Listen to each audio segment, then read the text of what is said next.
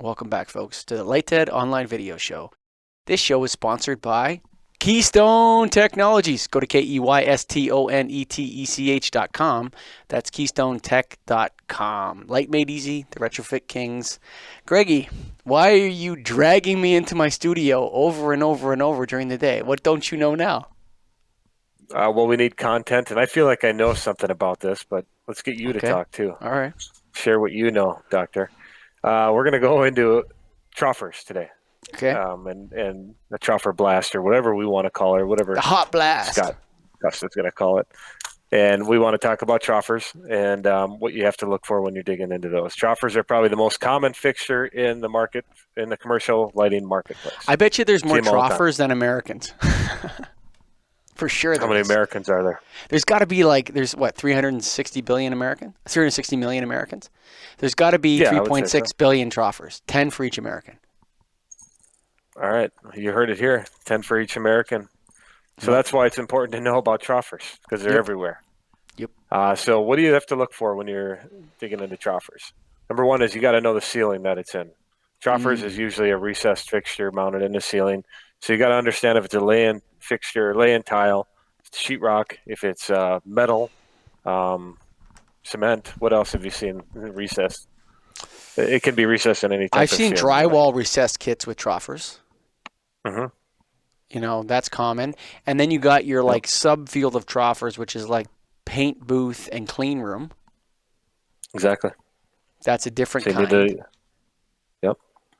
So you need to be aware of that and how it mounts into the existing ceiling, or Hmm. it can be in the wall, as you mentioned, in a paint booth or something. But so a lot of times it's laying tile, laying Mm. ceiling, Yeah, that's grid ceiling. So you 99%. got, Whatever. Yeah. yeah, 2x2, 2x4, 1x4. You want to note that too. What size Hmm. are the existing troffers? Obviously, you need to know that for what you're going to put in place of it. Then from there, you need to know what is in the current troffer. Is it a T8? Is it a T12? Is it a T5? Is it Can you a tell by looking at it? depending on the lens. The Okay, the the K12 worst ones acrylic. are, K12 acrylic. Can you tell? yeah, typically, but the hardest ones are the center basket Yeah, yeah, those because are. you don't know what's up there. It's tough, man. You got to get up on a ladder because it could be T5, it could be T8. Yeah, and the 2x2s are the worst. Well, actually, 2x2s are either straight, 2-footers, or the PLL type lamps. Yep. But and so you do need to note that because again, whatever you're going to retrofit or replace it to with LED, you need to understand where it's coming from to start with. So know the size of the existing fixture, know the ceiling, also note any obstructions in the ceiling. Are there sprinklers? How much depth is there above the ceiling to mount a new fixture if you're going to do that? Um, is there HVAC? Is there anything else that is going to factor into what you're going to put in? Hmm. So you need to understand that. Then you got to get to know the application. What are the tasks at hand? Is there enough light? Do they need more light? Are the lights in the right location? Um, Personal are there? beef. Yeah, I yeah. hate it when I see a troffer mounted over top of a partition. Get Happens all the that time. thing. It drives me nuts. It's like a light above a Sometimes rack it's aisle. sometimes it's through a wall. Oh God. You've got half Yeah. half a chopper on one side and half That's on what the I'm other. saying. Yeah, Okay, I've literally retrofitted this guy's place twice, and both times he told me no to fixing the one over the wall. So in the second one, I just did it because it was pissing me off so yeah, much. yeah. You got to sometimes just take Oh, care of it. yeah, come on, You man. also want to know if they desire dimming or if they have dimming existing, because that can definitely factor in what How you do. often do you run into a fluorescent dimming system? Not often, but it does happen, It and it does and it happen. can drastically change what you're going to put in because there are more and more options now available that cover it all. But you need to know if it's low voltage dimming or line voltage dimming. Most of the LED applications Most are low. fluorescents, what are they going to be? They're going to be zero to 10 volt, no? It's hard to say, but yeah, I mean, I would say the majority that I've seen of the little that I've seen has been line volt or low voltage, but I also have seen line voltage, and Yeah. two very different solutions that you're going to recommend. It's starting to become more and more that people are offering both line and low and the different options, but you need to note that. What else? Is the look of the fixture okay? Is the lens in good shape? Do they want to upgrade the look, or are they okay with the look? If they're okay with the look, you can oftentimes do more retrofit or focus on tube type retrofits. What would you say when you do a trough or retrofit average office building? Are they putting a kit? Are they changing the fixture? Are they just changing the tubes? Right now, average is still tubes, but Yeah, me too. it's starting to become more of the kits because kits are coming to the price point where they need to be at, which is a little bit more than tubes.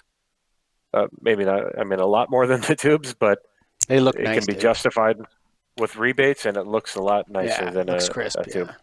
Yeah, yeah, Yeah, so I'm seeing more and more of that, and it all depends on what the customer wants. So you of want to course. find that out. And then, so in addition to knowing the type of lens and what's in there, you need to understand the Kelvin temperature because you want to give them the right light color that they're used to and that they're looking for. Uh, is there an emergency built into the system? What a pain in the butt. You see that a lot of times. I see that a lot, and a lot of times you can see it by a red button. A lot of times you can't see it at all, but it's in there. So you need to ask, you need to pay attention, you need to be ready for that because that Mm-hmm. can definitely affect what you're going to put in. Um, and then also how much room is in the existing fixture. I have seen troffers that you look at and yeah, that's a T8 fluorescent troffer, no problem. But you find out it's a real narrow one and there's not a lot of room in it, and the reflector's touching the bulb, and there's all these issues that can, affect the light output and the performance, and you need to factor that into with Mm-hmm. what you're going to put in place of it. So, kind of getting to know all of that, getting to know how it's controlled. Is it on a sensor? Is it a breaker? Is it a switch? What about That lenses, can man? matter to some degree. Yeah, you need to know the lens for sure. What type it is. Condition number one, and then lens number two. So is the lens okay? Yeah, then that checks off one box. If it's Yeah, if for it's sure. broken or damaged, then you have to start thinking about what the next move is on it. But I know what you like to do with lenses. You like to sell them new ones. I like selling lenses. Yeah, They're it's fun. just you know what? It's like one of those extras you add on at the end. You throw it on, right? If they're Sure. it's an extra. It's a pain in the butt, but it's one of those things. You know what the one thing I would say for sure. Hmm. So right now, flat panels are heavily incented in Ontario. I don't know about in Minnesota. What do you got going on? It used to be. Now it's less than it was, but Okay. it was a lot higher than it needed to be. Yeah. Let's put it that So way. a lot of flat panels went in. Okay.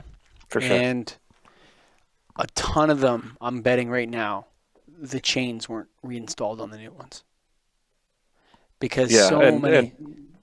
no, Yeah. to that point, flat panels were put in because they're the cheapest of the fixture options. Center Sure. baskets have the same rebate, but they cost twice as much as a Sure. flat panel. Sure. So But I, most people put flat panels. yeah, but I mean, one of the things I know for sure that hasn't happened, just as because I know so many of the people that in Ontario that are installing these lights.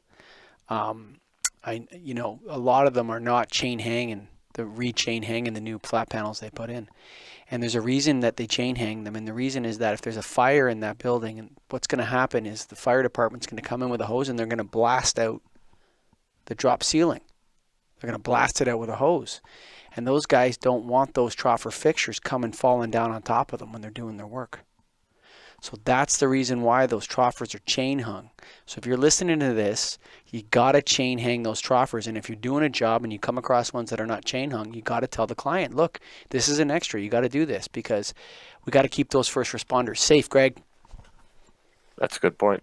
Something that a lot of people aren't doing, and I totally agree with you. And it can definitely affect how you're going to quote the job in terms of labor if you're going to replace a fixture. 'Cause if you need Yeah, to for sure. rechain hang them, it's a big cost, a If big there's not, expense if because there they're can be a not, the lot of them. existing ones are not chain hung, they have to be chain hung. And Hmm. sometimes there's 8 feet above the ceiling.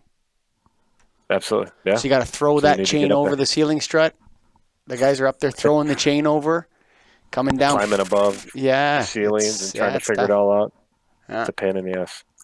So as a whole, what I look at when it comes to this fixture is I number one find out is a customer okay with the look of the current fixture, and if the lights are in the correct location, in general, tubes make the most sense to me. Yeah.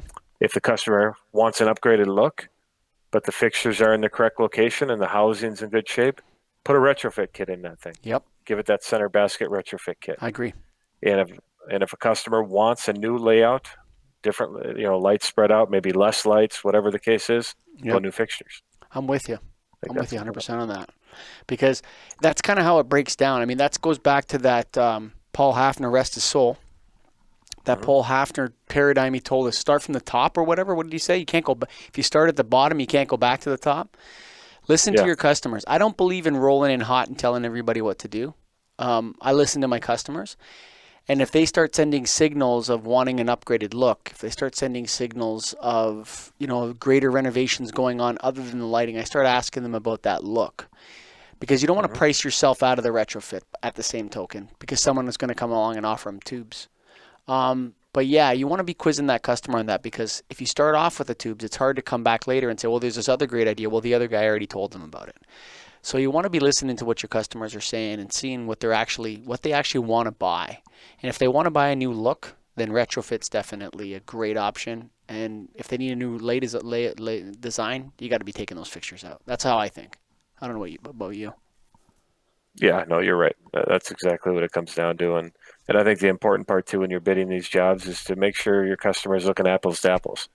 Because Mm. as we know, there LED tubes, there's 3 or 4 different types. We don't need to Mm. dive into that now, Oh, but I can't tell you how many times I've gone into a site where a customer said, "Oh, they're doing LED tubes as well," and I might be doing a bypass or something, and they say, "Well," and then you find out that they're quoting a Type A LED tube where you can use the ballast.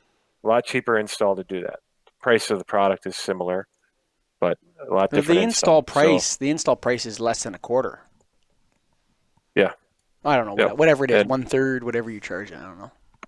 right, but yeah, just in general to make sure you're asking that because I've run into a lot of applications where the customer said they want to bypass the ballast. I quote them that, and the competition is quoting them using the ballast.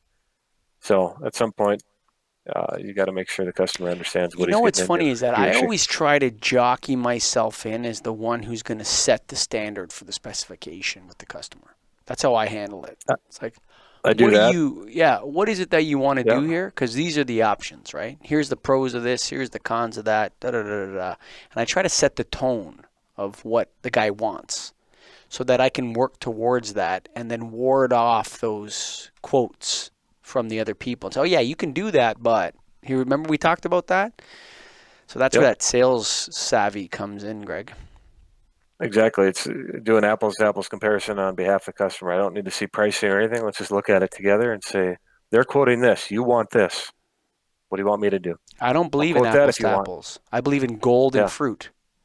You can be a fruit, you fruitcake, and yep, I'll be gold. How's yep. that? Everyone else can be an Done. apple or an orange or whatever. I'm not into that fruit stuff.